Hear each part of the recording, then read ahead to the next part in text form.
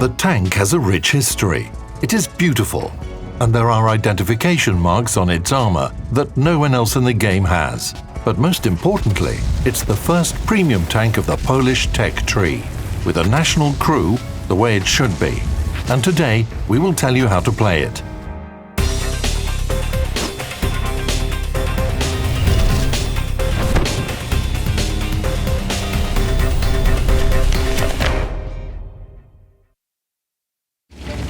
Does the tank look familiar? That's right, it's a Panther. During the Warsaw Uprising, the Polish captured 2 of these vehicles. The revolters named one of them the Pudel, in honor of their fallen friend with this nickname. The Polish newcomer is played the same way as the German medium tanks. The question is, how do you play it effectively? Let's examine its armor first. If you put the tank face forward to the enemy, even the gun mantlet has a spot only 110 millimeters thick. The mantlet is roundish, so the relative armor thickness in its upper and lower parts is much higher. However, even the Tier 5 vehicles can penetrate its turret, but only with a lucky hit. You can position your vehicle to side scrape, then the front hull armor will protect from shells with armor penetration of 130 millimeters. Not the most reliable protection. The hull side behind the running gear is 40 millimeters thick. You can absorb damage with side armor like this only at more than 70 degrees to the normal. A shell will ricochet. However, 120mm guns and high-caliber guns will penetrate the Pudel's armor because the 3-caliber rule will apply. Withstanding hits from most Tier 6, 7 and 8 vehicles will be hard. It's important to remember to avoid close combat. The tank performs very well at long and medium ranges. There are several reasons for this. First of all, its good accuracy. The dispersion is 0.35. You can get this down to 0.31 over 100 meters with the help of ventilation, the Brothers in Arms perk, and the Bread with Smalek consumable. Next, it's gun depression, -8 degrees. This allows you to use the terrain folds, exposing only the turret to the enemy. Yes, it can be penetrated, but if you're constantly on the move, the enemy will have trouble hitting the Pudel. Wait a minute, you might say. The aiming circle expands when the tank is on the move. And you're right. That's why experienced tank commanders recommend rolling out carefully to deliver a shot. Lock the turret and avoid traversing the hull, like this. You may even have time to fire twice. The higher the enemy gun caliber is, the longer their gun will take to reload. Attention to detail leads to victory. And here's another pearl of wisdom, tested in thousands of battles. If the enemy has set their sights on you, don't engage in a skirmish unless absolutely necessary. Of course, you'll want to respond to the bully. But wait 10 seconds. Disappear from view.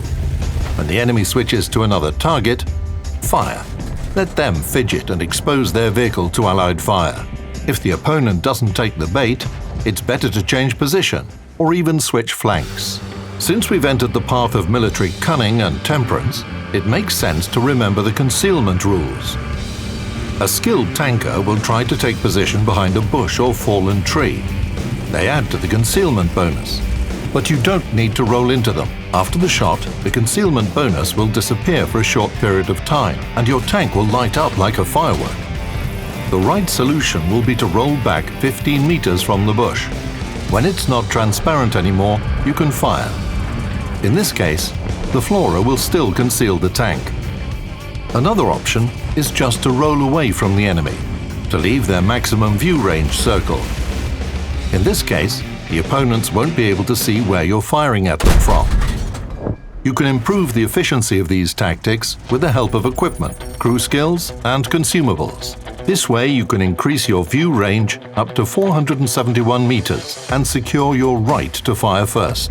If you master the nuances of these tactics, everything will go well. This premium tank will delight you with consistent earnings and frags. Although, that's until you face a Tier 8 opponent in battle. Standard shells with armor penetration of 150 millimeters won't even pierce through the lower glacis of the IS-3. APCR shells give you higher chances, but it's still not enough. What do you do in such situations? The most obvious tactic is to avoid them.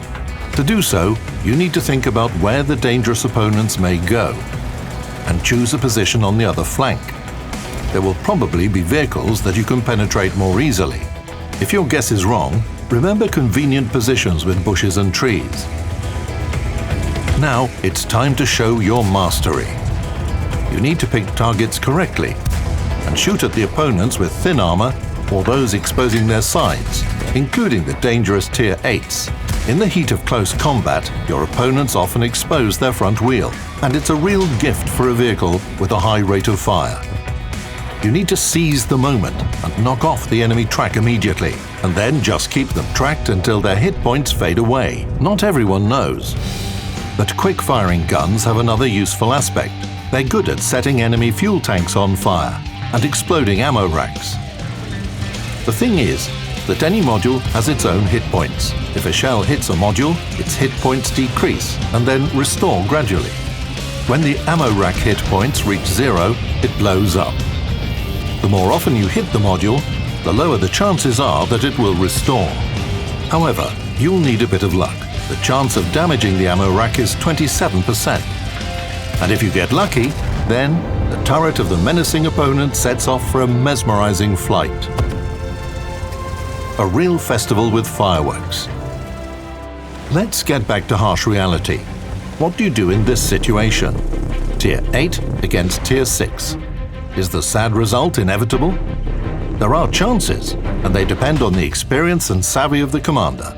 Roll back 15 meters off the bush, knock off the enemy track, and persistently press the T key. Asking for help in the chat doesn't hurt. Now everything is in the hands of artillery and allies.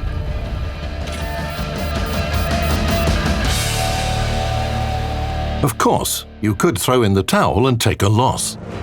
The enemy is much stronger after all. But no, never surrender.